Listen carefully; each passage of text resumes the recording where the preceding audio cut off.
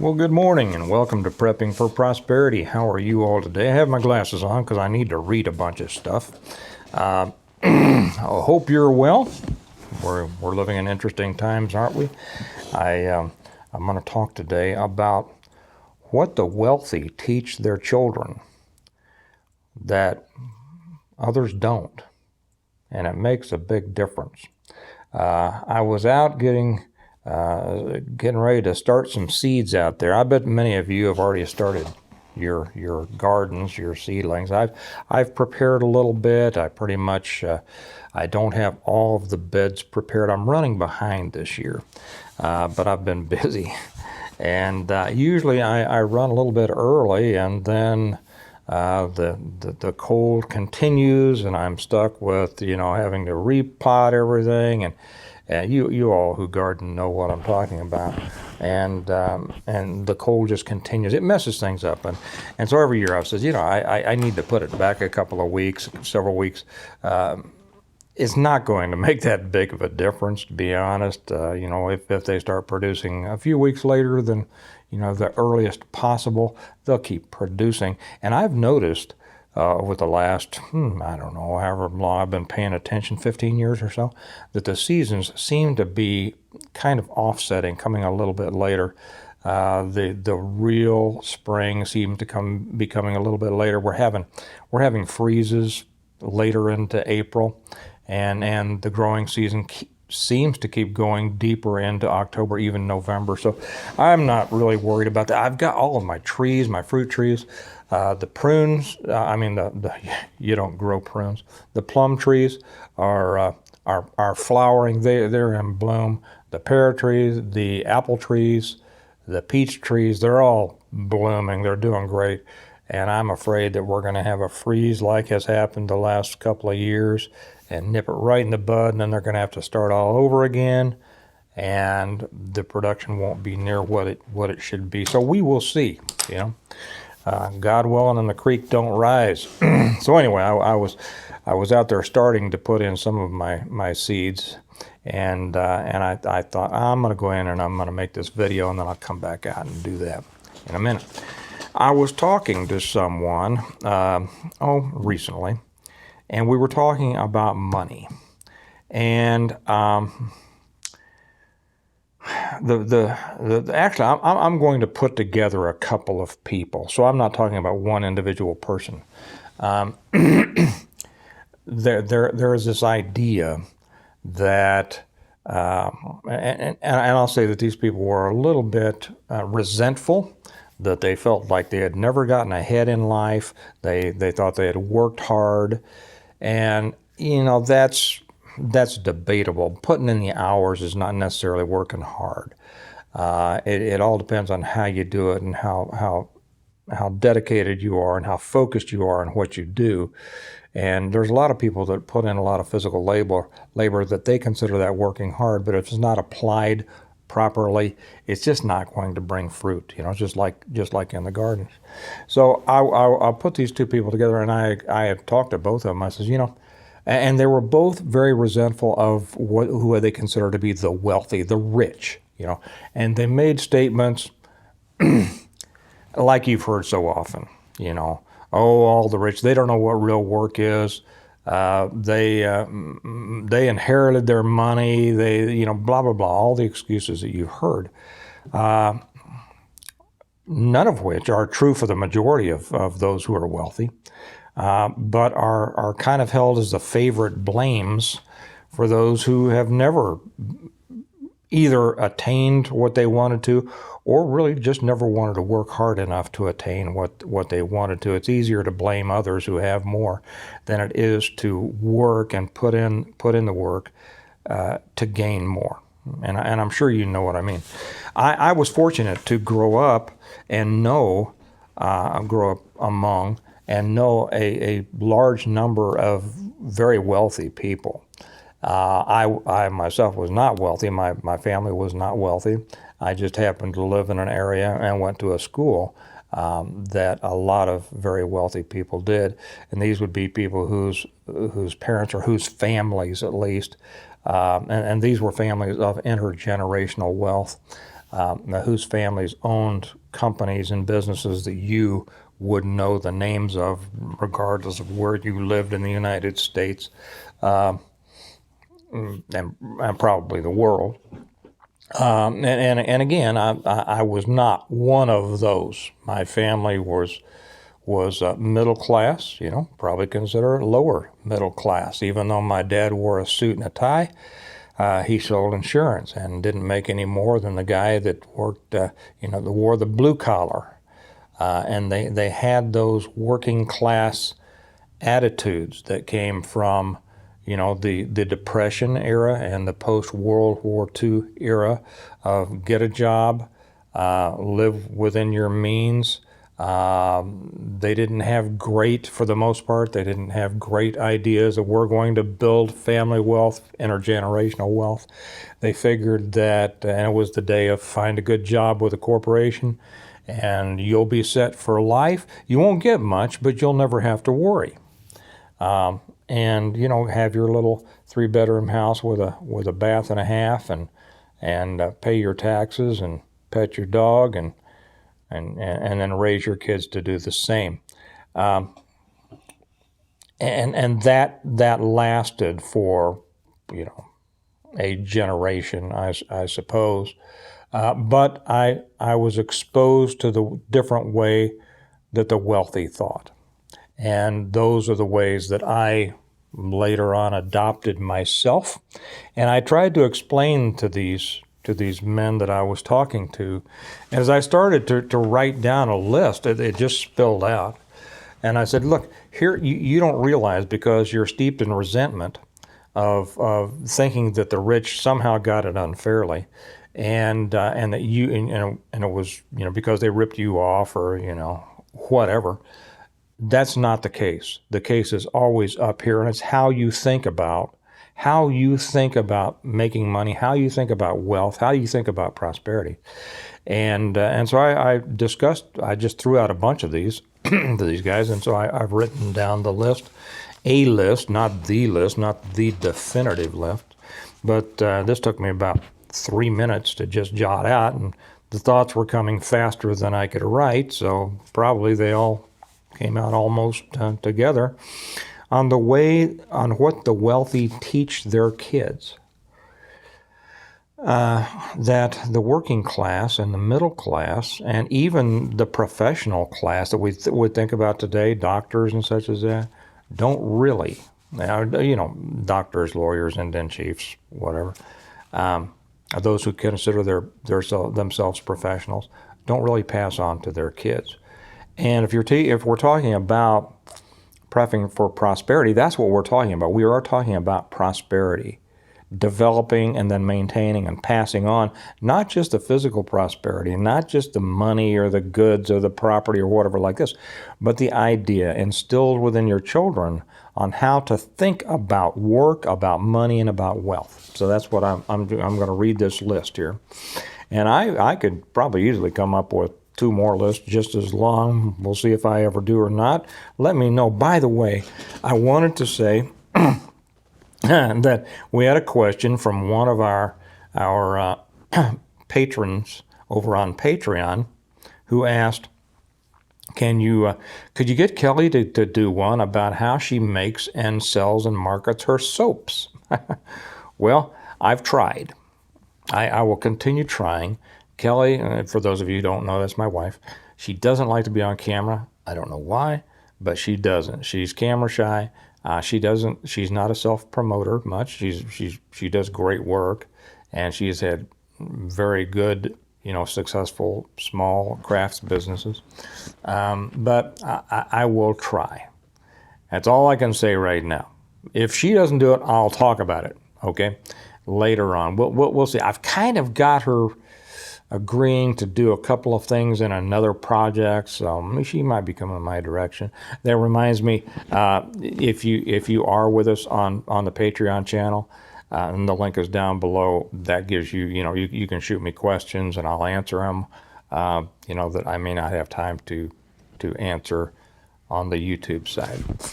So let me read the things that popped off the top of my head with about what the wealthy teach their kids, and they do teach their kids, because this is how those families got to be wealthy, and they, you know what? They don't want their children to be poor. They don't want their children to be poor.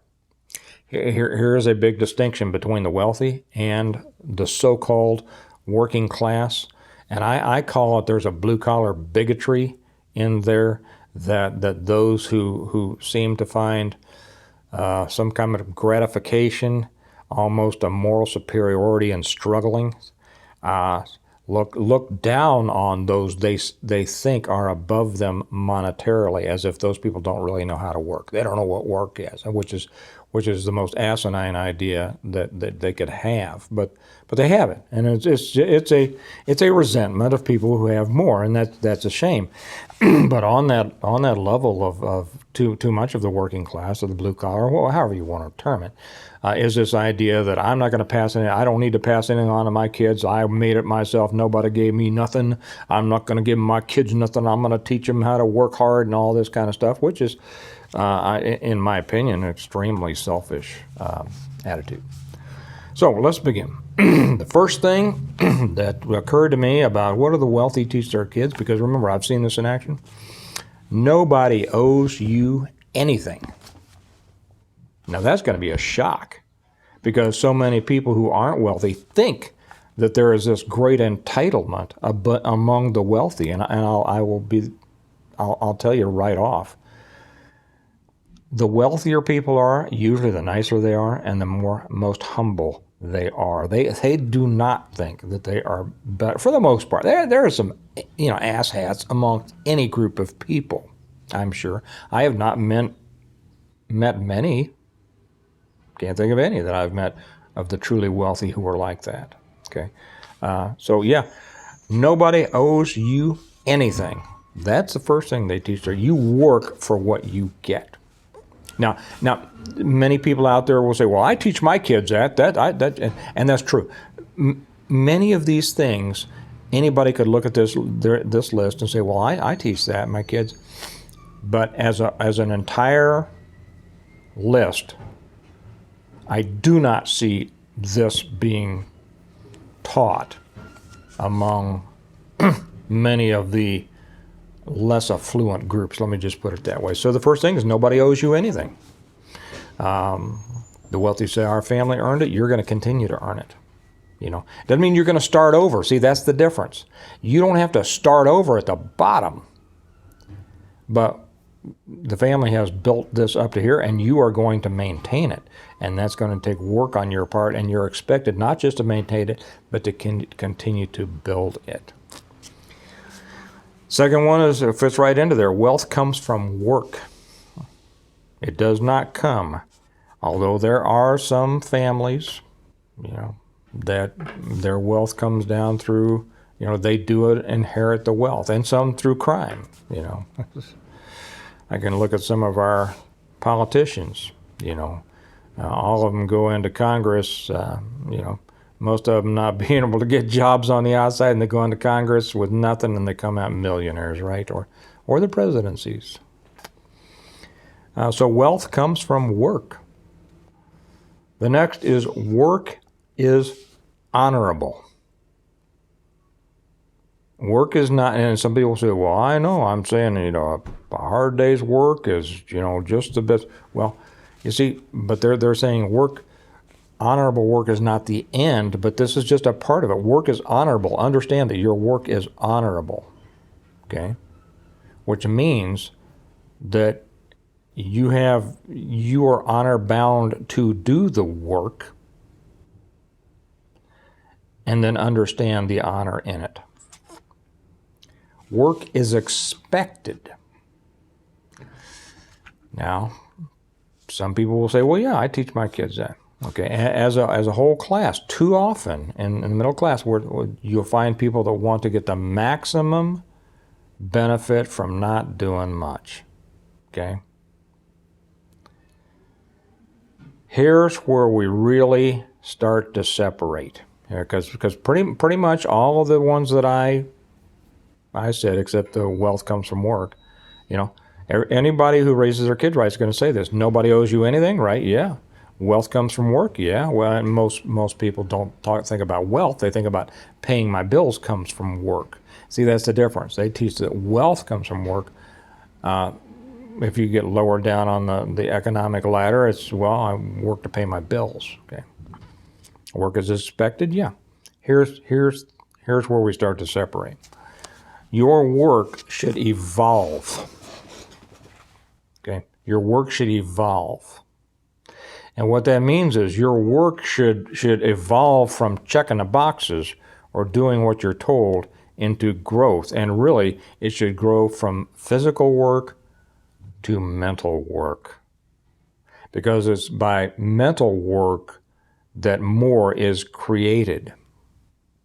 Okay, now what do I mean by that? And anybody who thinks that physical work is harder than mental work has never made their living with mental work.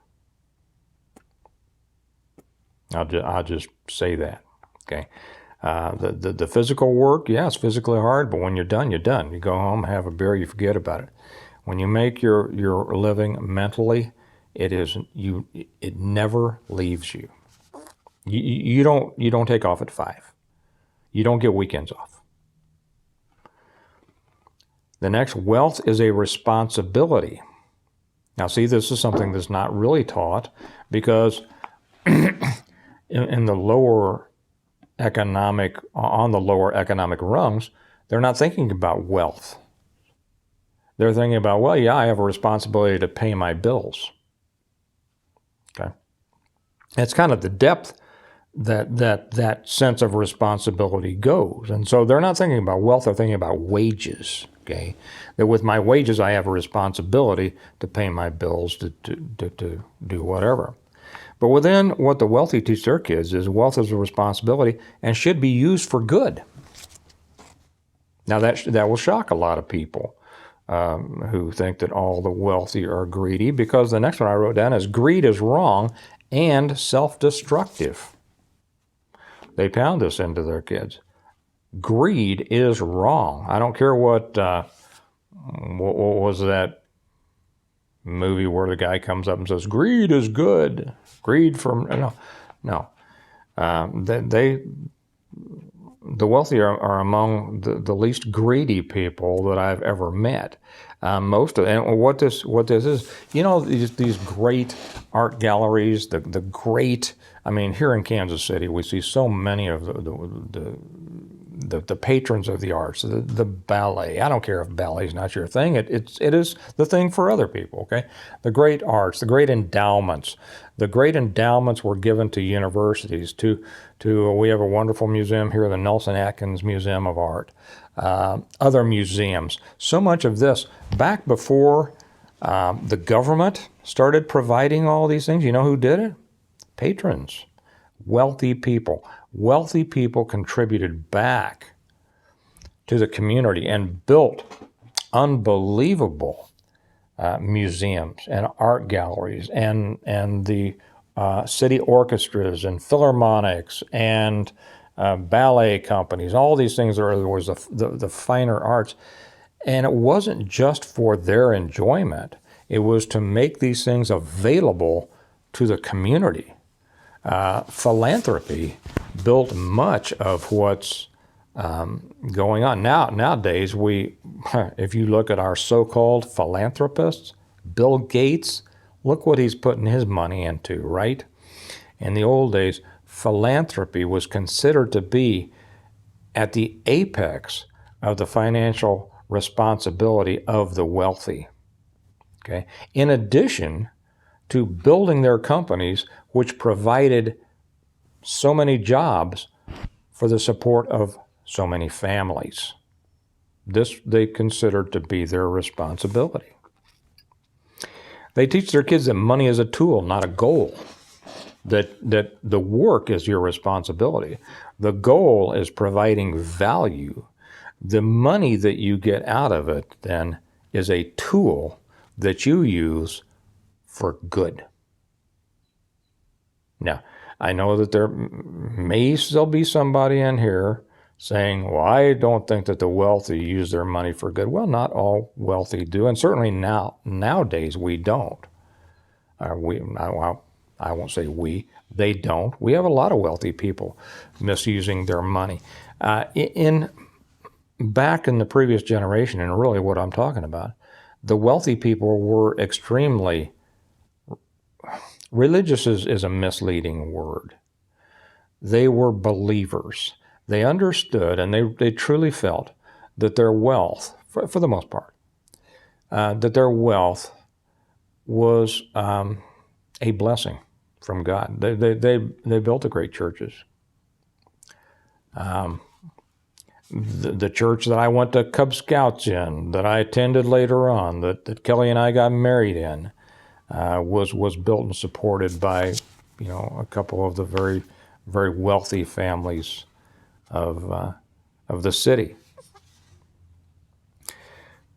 So money is a tool to be used for good. That money should be invested, not spent. And of course they spent money. They bought things. When they spent their money, when the wealthy spent their money, who did it support?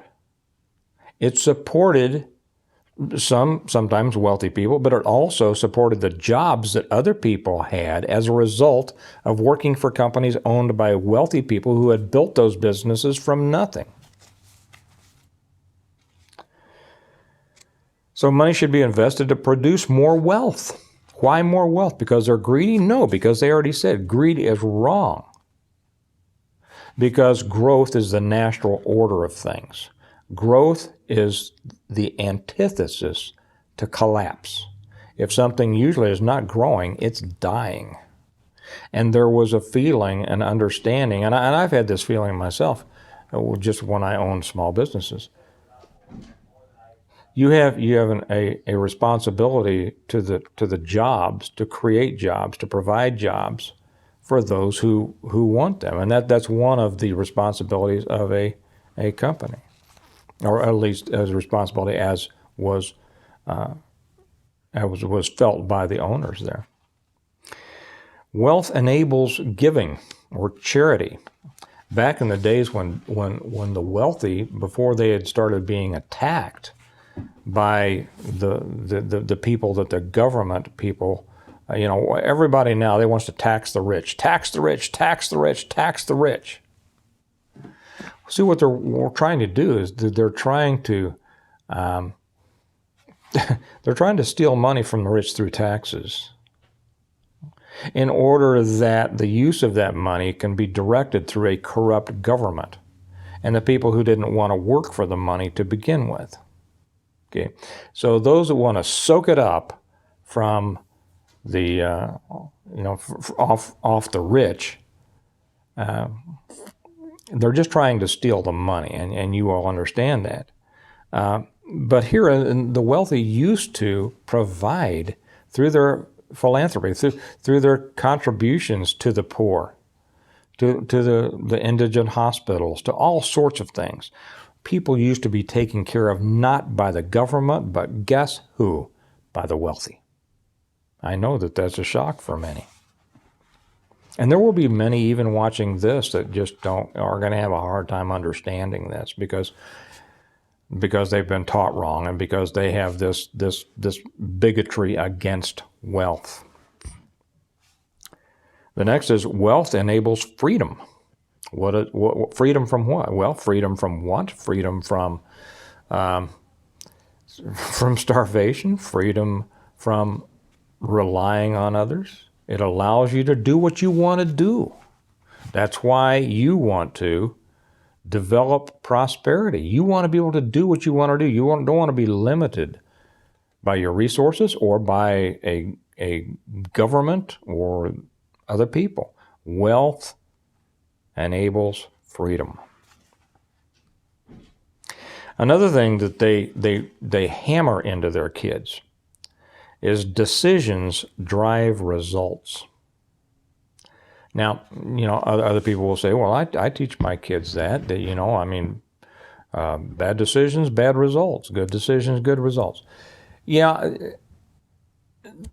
not in the same way. For the most part, most people don't drive that into their kids in the same way that the wealthy do, because wealthy people brought up their kids within this understanding, a daily understanding, and a daily, what's the right word I'm looking for? As a writer, sometimes I can't find the right words. That's why I write instead of talk. But this daily, well, I can't think of it, but every day they stress. How about that? Every day. This message is one of the underlining currents, is that your decisions derive your results. The next is struggling reveals poor decisions. If you're struggling, it's not because somebody has taken something away from you or has not let you have something. Your struggles are a result of the decisions you've made. And let's go back up to decisions drive results. So struggling reveals poor decisions. Poor decisions. And that's another thing. Do you know that for the most part, wealthy people don't let their kids learn from their mistakes? A lot of times, the people below the wealthy level, well, he'll learn from that. Let them learn from their mistakes. Wealthy people don't want their kids to learn from their own mistakes. They want their kids to learn from their successes and other people's mistakes. Does that make sense? Yeah. Because you know what happens when you learn from your mistakes? I mean, it's one of those old two steps forward, one step back. And that is a real slow way to get anywhere. Okay. So struggling reveals poor decisions. Your output will determine your income. Simple as that. Your output will determine your income. Now, when I talk about this, think about unions, okay, which were big among the working class. That wasn't the message of unions, was it? Okay, the unions was no matter how much output you put out, your income's going to be the same as the guy next to you who puts out more or less, right? That's not a message that the rich promoted. It is a message that the poor promote. Well, just get on something and you'll be taken care of. There'll be a guarantee and you're owed this because you exist, right? No, wealthy don't teach that. Another one, and this will surprise many, that misused wealth is a sin. Yeah. Because wealth is a blessing from God as a result of you working according to the way He has given you. He's given you the ability. He's given you the drive. He's given you the vision. He's given you the creativity, whatever like this. And that if you are blessed as a result of that and you misuse the wealth that you accumulate, that's a sin.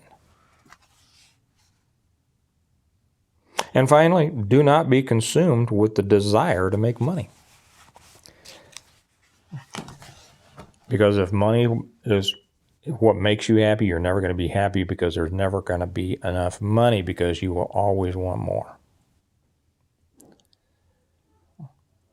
But refer back to all the above and realize that there is no inherent honor in poverty. And that if you have gifts that the Lord has given you and you don't use them, that's a sin. Simple as that. These are the things that the wealthy teach their kids that the poor don't. And some people will be able to understand this and others won't. And others will continue to flounder around in their continuing resentment of those who have more than they do. And maintain that position that they think it's all because life is unfair. But those who are willing to see this and understand that in a world of opportunity, there is absolutely no reason not to build the kind of prosperity that is going to give you the freedom to do what you want, the freedom to resist outside forces, the freedom to help others, the freedom to give, and to satisfy whatever you find God has in mind for you. So those are some things to think on. And when I talk to people about this, a lot of times they'll say, you know, I agree with all that, but I never really thought of it like that. And that's the thing, that what we do in our lives comes from how we think at our core, how we understand the world, how we think everything works together, and what are those important principles that should drive our actions, all of our activities, and that and the understanding that the building of prosperity, the building of wealth, is not greedy, but an acceptance of a charge to you, an acceptance of responsibility for properly using the skills, the gifts God has given you. So think about that this week. We have some real challenges ahead of us, financial challenges. That is no reason for you to be hurt by it. It's going to hurt a lot of people, and it's not going to hurt others. There's going to be opportunities for some, a lot of opportunities. It all depends on how you think. So keep that in mind. I'll let you go for today. Remember that your prosperity is in your hands, in the hands of God, not in anybody else's. It's up to you. And I'll talk to you later. Bye-bye.